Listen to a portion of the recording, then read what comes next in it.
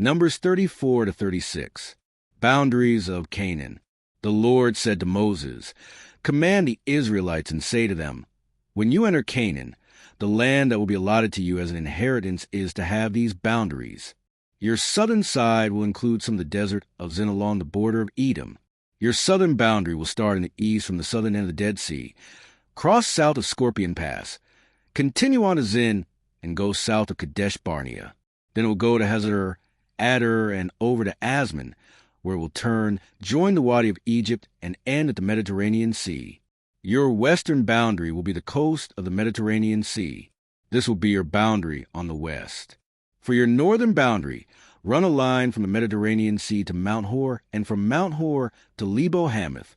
Then the boundary will go to Zedad, continue to Ziphron, and end at Hazar Nan. This will be your boundary on the north. For your eastern boundary, run a line from Hazar Nan to Shepham. The boundary will go down from Shepham to Riblah on the east side of Ain and continue along the slopes east of the Sea of Galilee. Then the boundary will go down along the Jordan and end at the Dead Sea. This will be your land, with its boundaries on every side. Moses commanded the Israelites, "Assign this land by lot as an inheritance. The Lord has ordered that it be given to the 9.5 tribes, because the families of the tribe of Reuben, the tribe of Gad, and the half-tribe of Manasseh have received their inheritance.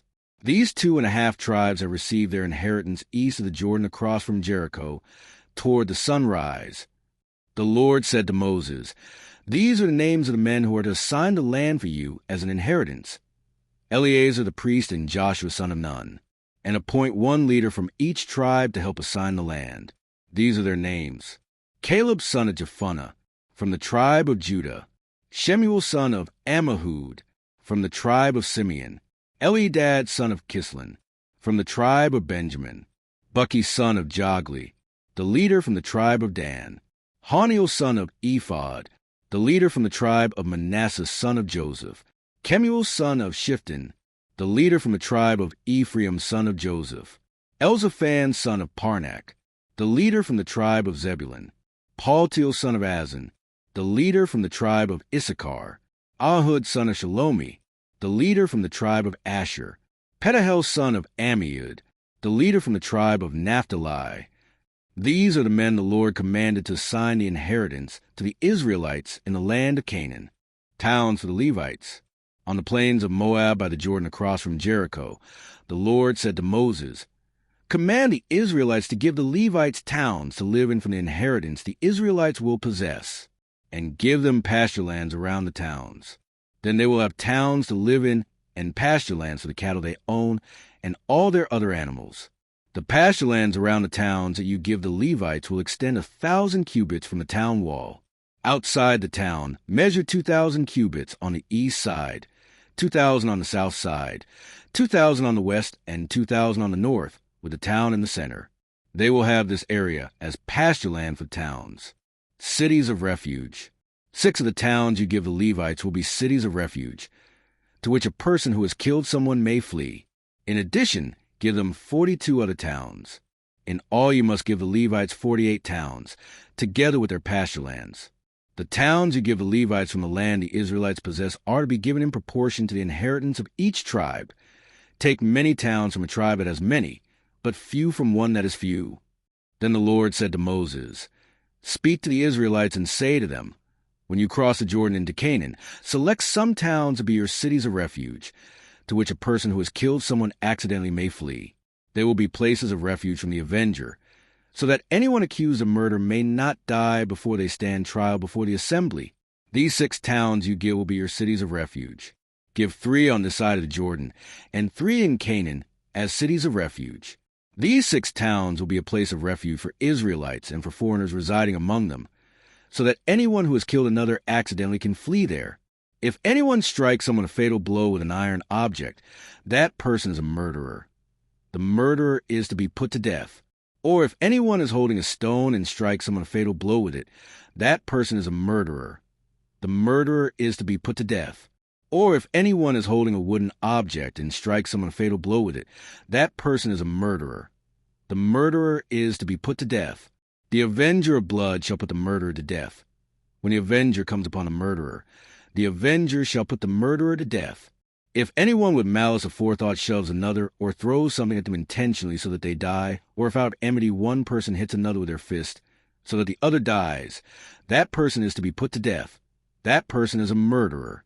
The avenger of blood shall put the murderer to death when they meet. But if without enmity someone suddenly pushes another, or throws something at them unintentionally, or without seeing them drops on them a stone heavy enough to kill them, and they die, then since that other person was not an enemy, and no harm was intended, the assembly must judge between the accused and the avenger of blood according to these regulations. The assembly must protect the one accused of murder from the avenger of blood, and send the accused back to the city of refuge to which they fled. The accused must stay there until the death of the high priest, who was anointed with the holy oil. But if the accused ever goes outside the limits of the city of refuge to which they fled, and the avenger of blood finds him outside the city, the avenger of blood may kill the accused without being guilty of murder. The accused must stay in the city of refuge until the death of the high priest. Only after the death of the high priest may they return to their own property. This is to have the force of law for you throughout the generations to come, wherever you live. Anyone who kills a person is to be put to death as a murderer only on the testimony of witnesses. But no one is to be put to death on the testimony of only one witness. Do not accept a ransom for the life of a murderer who deserves to die. They are to be put to death. Do not accept a ransom for anyone who has fled to a city of refuge, and so allow them to go back and live on their own land before the death of the high priest. Do not pollute the land where you are. Bloodshed pollutes the land, and atonement cannot be made for the land on which blood has been shed, except by the blood of the one who shed it.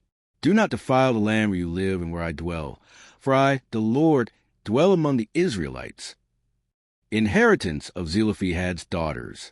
The family heads of the clan of Gilead son of Machir, the son of Manasseh, who were from the clans of descendants of Joseph, came and spoke before Moses and the leaders, the heads of the Israelite families.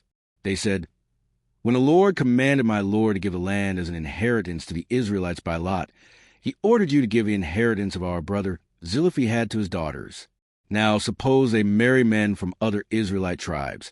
Then their inheritance will be taken from our ancestral inheritance and added to that of the tribe they marry into. And so part of the inheritance allotted to us will be taken away.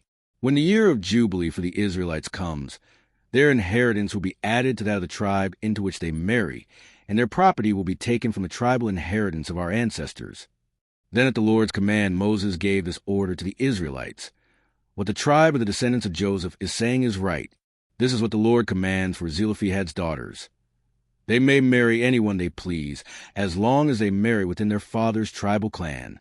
No inheritance in Israel is to pass from one tribe to another, for every Israelite shall keep the tribal inheritance of their ancestors. Every daughter who inherits land in any Israelite tribe must marry someone in her father's tribal clan, so that every Israelite will possess the inheritance of their ancestors. No inheritance may pass from one tribe to another, for each Israelite tribe is to keep the land it inherits. So Zelophehad's daughters did as the Lord commanded Moses. Zelophehad's daughters, Mahlah, Tirzah, Hoglah, Milcah, and Noah, married their cousins on their father's side.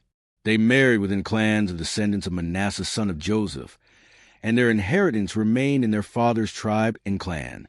These are the commands and regulations the Lord gave through Moses to the Israelites on the plains of Moab by the Jordan across from Jericho.